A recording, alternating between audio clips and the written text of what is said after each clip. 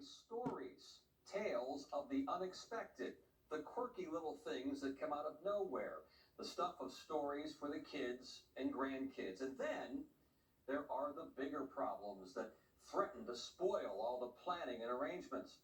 Investigative reporter Chris Horn has heard from a local bride about her nuptial nightmare. Chris? Tom, that's right. You've probably heard the old rhyme about weddings. Something old, something new. Something borrowed, something blue. Now we're adding something's wrong with my venue. But the owner disputes some of the claims and apologizes for others.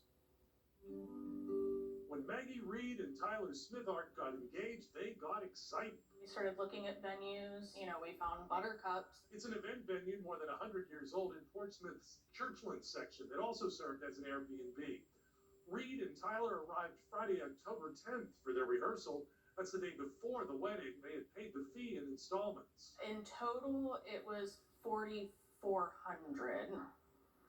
The security deposit was $750. I went to ring the doorbell and the Ring camera wasn't working. So I kind of peeked inside and there was no power. I noticed there was a delinquency notice on the door for public utilities. There's no power, there's no water. I've paid $5,000 for this place and they're not responding to me. But owner Brandon Fegan told 10 on your side there was no interruption. At no point before, during, or after Miss Maggie's stay were any utilities disconnected or interrupted. At no time did she or anyone from her party report an outage or service issue to our team, he stated. No contact, no email, not answering the phone, not answering my text messages. Fegan told me he was on a flight at the time, and as soon as he had Wi-Fi, he sent the wedding party the access code. One of my bridesmaids actually found that the basement door was open, not just unlocked, opened. Fegan says this is not a walk-in, but a break-in. The guests arrived at 2:58 p.m. and broke into the home through a locked basement door around 3:55 p.m. Next problem, ants. There was an ant infestation, one in the kitchen and one in the bathroom, in one of the bathrooms upstairs. They destroyed some of the food that we had set up on the counter that we had prepared for the next day. There was food left in one of the air fryers. Fegan says he was never notified of any insect issue during their stay, and a professional cleaning team serviced the property immediately prior to and following the wedding and found no evidence of infestation. Next day, wedding day. This is the biggest day of their lives.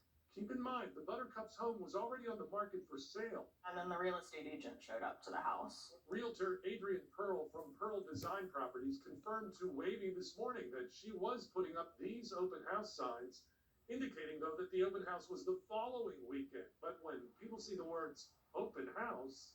I had to go to the end of the driveway several times to get rid of the people that are coming to the open house. Fegan says it was always his understanding that the actual open house would not occur until the following weekend. He also told us it is not unusual for curious passersby or history enthusiasts to drive down the private lane. I didn't know whether to laugh or cry about it. I mean, we still had a beautiful wedding weekend thanks to all of our family and friends, but the venue itself was terrible. In my phone conversation with the owner and his email follow-up, Brandon Fegan was repeatedly apologetic.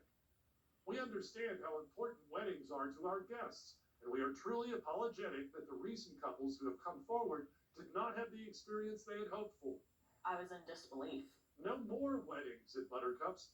Fegan told us he's winding down the operation, citing economic headwinds in the hospitality industry.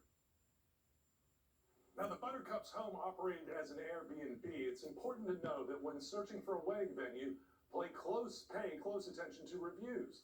Both Maggie Reed and another bride who got married at Buttercups say they wish they had done more thorough research. Reed is trying to get back her security deposit of $750. Fegan told me he'd look into it.